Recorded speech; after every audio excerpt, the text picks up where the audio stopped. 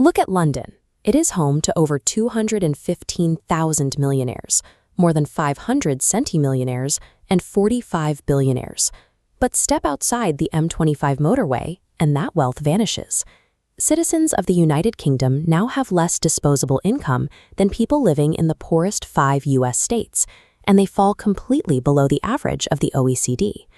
This chart reveals a massive geographic divide. If you remove London and the Southeast, the UK's GDP per capita drops 14. The UK has successfully engineered a single, hyper-concentrated financial hub. But by focusing entirely on the capital, it has allowed entire towns and cities that once thrived to decay into some of the poorest regions in Western Europe. To understand how this divide happened, we have to go back to 1979. Margaret Thatcher was elected prime minister, facing a singular, terrifying problem. Inflation had spiraled completely out of control during the 1970s. Her government's strategy to kill that inflation was brutal but effective. They strangled the money supply and pushed interest rates up to 17%, the highest in British history, to make borrowing expensive and choke off credit. Those sky-high borrowing costs and a strengthening pound immediately crippled domestic businesses. Manufacturers couldn't invest or expand, rapidly gutting Britain's vast industrial base and hollowing out manufacturing towns across the north. With industry collapsing, the government pivoted the economy towards services. They rolled out the Big Bang deregulation package, scrapping exchange controls and unleashing electronic trading to transform London into a dominant global banking hub. This diagram illustrates the relationship between direct and indirect jobs, a concept known as the job multiplier. If you open an iron manufacturing plant, you don't just employ factory workers. You need steel, electricity, and distributors, meaning every 10 direct jobs creates roughly 90 indirect jobs across the surrounding region.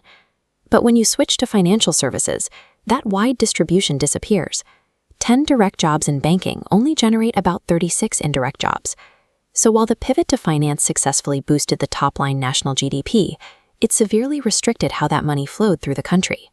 The low job multiplier of the service sector caused wealth to hyper-concentrate among a small group of individuals in London, triggering a massive spike in national inequality. Even for the people living in London, this new wealth concentration created severe structural problems. In 1980, the government introduced the Right to Buy scheme, allowing tenants to purchase their government-owned social housing at discounts as steep as 70% off market value. This graph tracks London's affordable housing inventory over time. Because the government sold these properties without replacing them, the total stock of available social housing in London plummeted by 61% over the next few decades. At the same time the city lost its affordable housing, it welcomed a flood of unrestricted foreign capital. Millionaires and billionaires from abroad faced no legal barriers to purchasing London real estate, effectively turning the city's housing market into a global safety deposit box. This bar chart puts the scale of that foreign investment into perspective. While a global hub like New York City sees foreign buyers make up just 0.3% of residential property sales, London's rate sits at a staggering 27%. When local wages are entirely divorced from living costs, the human consequences are severe. Today, London's housing market no longer functions to shelter its own workforce. Instead, it operates as a financial instrument, actively extracting wealth from the local population to serve global capital. This scatterplot reveals a glaring anomaly about Britain's economic geography. In most of Western Europe, there is a clear upward correlation between the size of a city and its economic productivity. But in the UK, that correlation completely breaks down. The primary driver behind this stunted regional growth is infrastructure.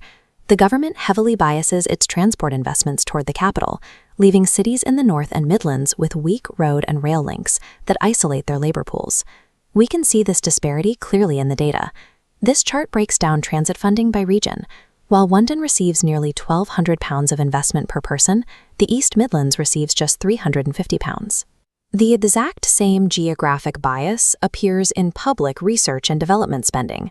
The government pours £60 per person into London, while starving regional innovation in the Midlands with just £14 per person. This creates a relentless doom loop.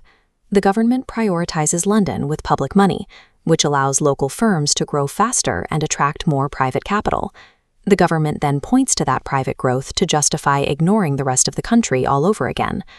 Looking at the modern United Kingdom, it becomes clear that this severe economic divide is not an accident.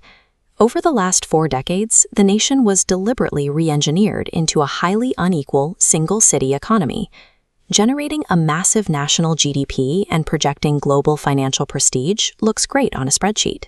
But those metrics are ultimately meaningless to the average citizen if they are entirely divorced from a diversified regional industrial base that actually creates jobs and distributes wealth. Britain still has vast amounts of money and power, but it is heavily concentrated along a few square miles of the Thames. Until opportunity and infrastructure funding are spread equally, the UK will remain a vestigial nation, one where London feasts while the rest of the country is left fighting for scraps.